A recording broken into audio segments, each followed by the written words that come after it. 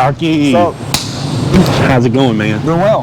Good, good. I see you're busy today. We are busy. A lot going on. A lot going on. Had a big order come in, about 17,000 shirts trying to get out for a customer in Arkansas. Nice, nice. Are you going to get it out on time? We will get it out on time. We will do everything that we can to make sure that we meet all of our deadlines. Nice, nice. Well, as you know, we're starting these videos trying to do a little how-to, kind of step by step to help people do better at what they do. Sure. Now, I will tell you real quick, we do not know it all. We've been building a plane in the air now for 20 plus years, but I wish somebody would have had a video to help me and you out a long time ago. For sure.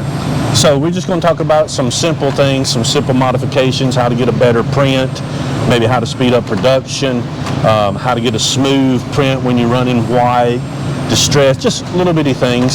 So we're glad you guys are here at Print Villains today. We're going to have a really great time. For sure. So Starkey, kind of tell me what you do to set up a simple job. I know this is a kind of distress job. It's a two-color job. I know you got a great crew.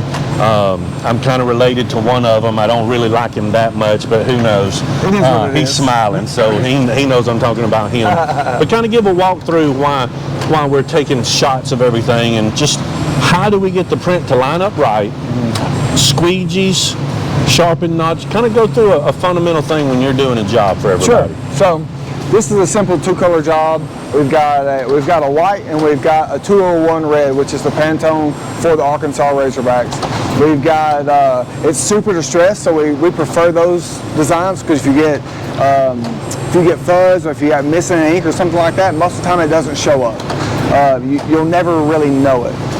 We're using a double-bladed squeegee with this one. We've modified it just a little bit, but we've got a double-bladed squeegee, which it almost works as in a double stroke. Because a lot of times when people can't get the quality print they need, or it doesn't lay down like it needs to, doesn't give the detail that it needs to, they have to hit it twice. And they once they strike it twice, it usually gives them the print, the feel, the look that they need. So we've got a squeegee blade that's got two, and as it comes across, it's like it's printed twice. Okay.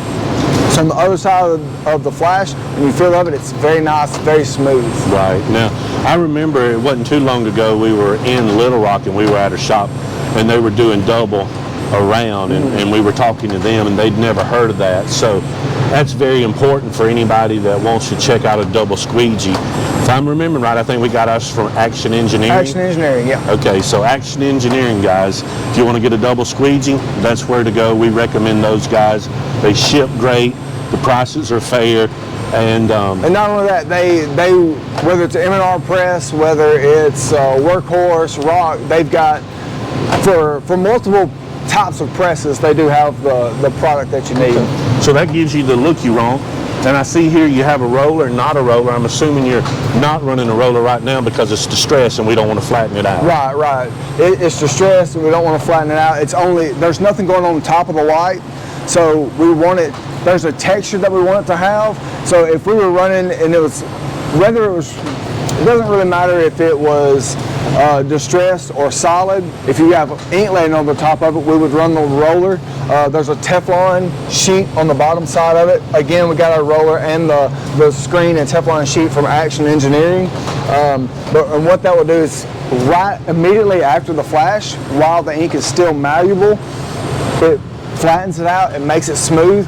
That way the next layers, or however many that may be, will be very smooth. It's like, it'd be versus t-shirt texture is a lot rougher than paper, but once you do that, it smooths everything out and makes it like printing on paper.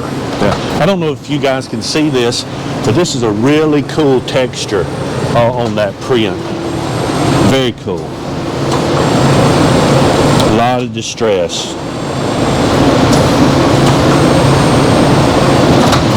Yeah, that's nice. So now, kind of backing up just for a minute, what white are you using? I know we use a variety of different ones, but what are we running today? With this particular print, we're using a Bolt White from Wilflex. Okay. It's a good product. It's available from multiple different people. We get this from Screen Process of Alabama. Okay. They've always delivered From our location, they ship out of Birmingham, Alabama. We usually get it in one day.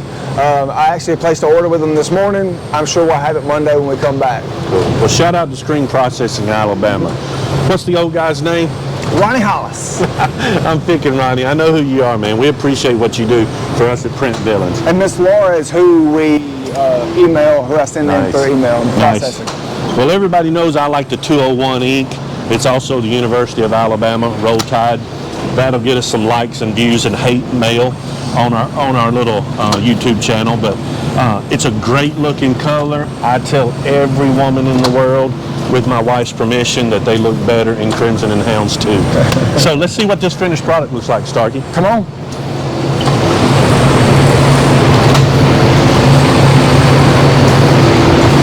So here, the 201 is also distressed. It's going straight to the shirt. So a lot of the shirt color is actually coming through the print and in the design. It's very textured. It looks worn out.